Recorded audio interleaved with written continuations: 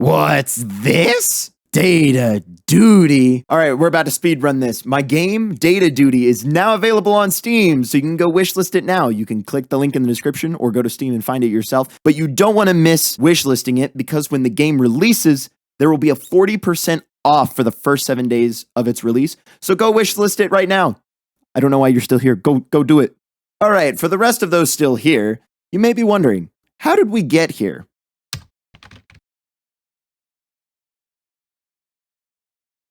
Before the title, Data Duty, the game was actually called Project Dubitably, hence why you work as CTO of Dubitably Data. I chose the word dubitable because it's fun to say, and it means to doubt or to question. And I thought to myself, a company named Dubitably Data accurately represents the modern tech company. This project ultimately started as a school project for a cybersecurity class that I was taking, and we were tasked to create a game that helped teach elements of cybersecurity in a fun way. So I thought to myself, Roblox natural disasters, but cybersecurity! And thus the idea for Project Dubitably was born. In the end, I had a lot of fun working on the project, and I learned a whole lot about the game development process.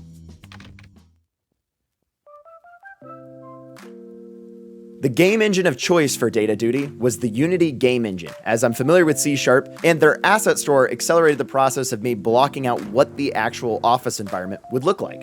I then used Git for version control, Affinity Photo, Paint.net, Procreate for graphics, and technically Microsoft Paint. And then lastly, I used Blender for 3D modeling. Unfortunately, tools are only as good as your ability to use them. And so I learned a lot, like how to use Git's push and pull feature with Unity projects. I also learned Unity's new input system, which would allow Data Duty to have controller support. And while I've done some 3D modeling in Blender, this time around I got to learn a lot more about the 3D modeling process in Blender, like UV unwrapping, designing materials, and also trying to design textures. I'm still not the greatest at it, but we got a desk, baby, and a couple of other things. I got to learn more about C# events, which probably should have used more of. Hindsight's 2020. Another thing I learned about in the development process was how to save and load game data for a user. I'm not gonna lie, this was very intimidating at first, but the system's working. At least I hope. Now, this is going to sound crazy, but options menus. We take these things for granted, and the one in Data Duty is not the best. It could probably be improved, but I learned a whole lot making it, and I have a brand new appreciation for options menus in games. An example of this, volume sliders for adjusting sound, they don't adjust sound linearly, they adjust it logarithmically. Because if you adjust sound linearly, it sounds unnatural and it's hard to kind of get the sound you want. So you use logarithmic functions because that makes sound adjustment sound correct. There's a lot of math and physics that goes into it, but I'll spare you in this video. You can go do your own research. It is very, very interesting. So it turns out math can be used in the real world. Kind of. I mean, it's a digital one, but you get the point. All that to say, I probably learned a lot more than what I listed. I just kind of listed some of the highlights.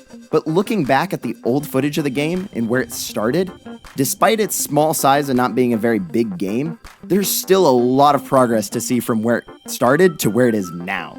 As of recording this video, I've spent around 200 hours working on Data Duty, which is roughly 8 days of my life. But in the end, it was worth it because I got to learn a lot. However, making a game is one thing, but promoting and publishing it to Steam is another.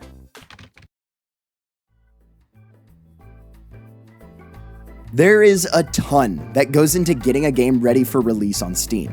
And this being my first game, I didn't really know what to expect, which resulted in this part of the process being one of the longer parts of the process.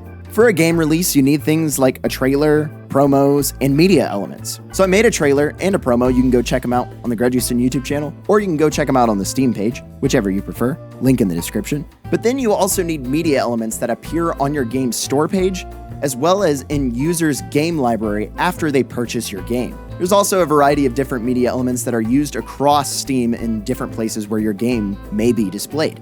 And then lastly, Steam integration. Outside of making sure your game works on Windows and other platforms like Linux, hopefully one day Data Duty will be available on Linux, there are things like Steam achievements and Steam cloud saves, and making sure these work with your game is a process in of itself that I am currently still doing as of recording this video, but hopefully by the release, all that stuff will be working for you when you buy the game. And there you have it, the full game development process for Data Duty from start to finish. But beyond developing the game, I learned a lot of things that I believe will be useful for those aspiring game developers.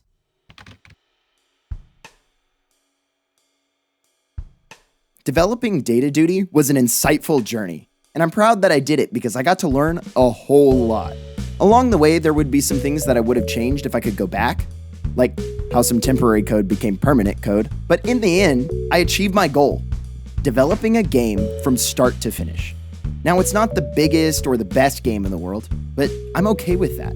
My hope is that this is one small step towards something bigger and better. So here's to hopefully more Grudgieson game releases. But my main goal for this video was to share my experience developing Data Duty to inspire other game developers.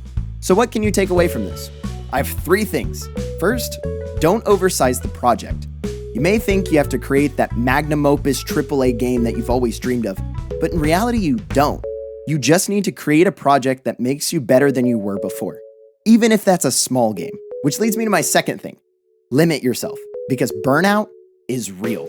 So keep your projects small and manageable, because when projects become big and unmanageable, they become overwhelming and exhaustive and ultimately lead to you just giving up on the project. When working on Data Duty, there were days where I'd have to limit myself to an hour or 2 working on the project, because otherwise I would become discouraged and exhausted and would want to give up, which made it really hard to continue working on the project. And third, try scary or intimidating things. And spoiler alert, it takes a little bit of humility because you won't be very great at it at first. But I had a teacher once tell me, fail is first attempt in learning. So don't be afraid to fail, because when you fail, you learn new things. And so there's my words of advice, and I hope it's inspiring to you. And if it's not, I'm sorry. And with that, I'll remind you that Data Duty is now available to wishlist on Steam, and I would greatly appreciate it if you go wishlist it. And plus, it doesn't cost anything to wishlist. For those who plan to buy Data Duty, thank you. This is a way you can invest in my later projects, but if no more games come about, you at least get something.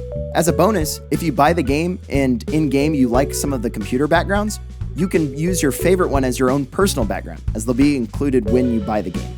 And lastly, I want to say thank you to you, the viewer, watching this video, and thanks to everybody who's helped behind the scenes get Data Duty to where it is today. I couldn't do this project alone.